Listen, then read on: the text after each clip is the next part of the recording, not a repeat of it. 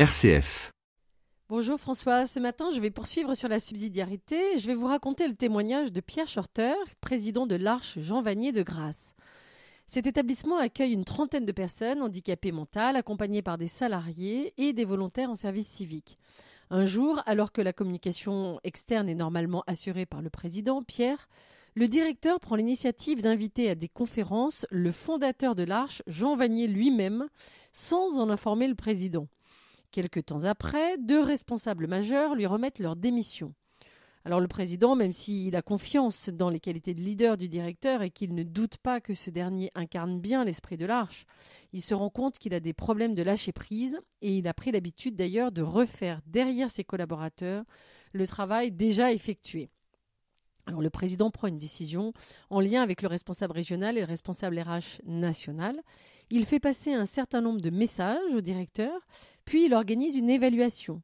3 points sont donc à revoir, dont l'application de la subsidiarité comme mode de fonctionnement. Le directeur a accepté de travailler sur ces points et d'être accompagné par le directeur d'une autre communauté où il va passer une semaine. Une évaluation plus récente montre qu'il a effectivement changé ses pratiques, même si, bien évidemment, il y a encore du chemin à parcourir. Alors, comment la subsidiarité s'est-elle exercée ? Eh bien, l'enjeu de la subsidiarité a existé à tous les niveaux de l'entreprise. Dans cette situation, il appartenait à Pierre, le président, d'agir en subsidiarité pour que le directeur puisse à son tour pratiquer ce principe qui est l'un des fondements du fonctionnement de l'Arche. Quand le dirigeant ne manage pas en subsidiarité, en effet, les N-1 ne le font pas non plus.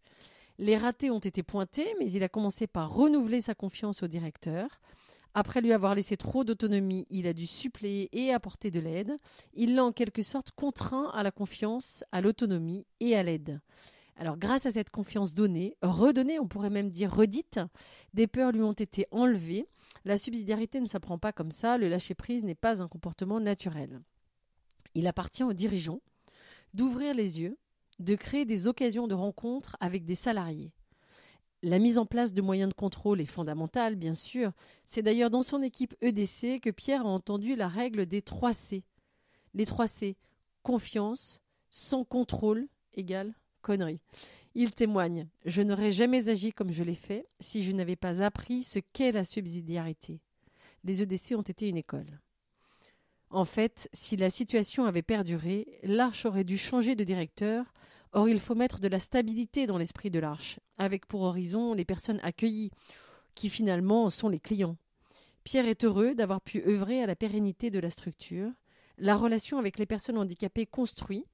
Elles sont directes, simples, elles voient les défauts et les expriment. Ce que l'on n'accepte pas d'un fort, on l'accepte d'un faible. Les personnes handicapées ont une utilité sociétale et derrière elles, on peut voir Jésus le Christ. Bonne semaine.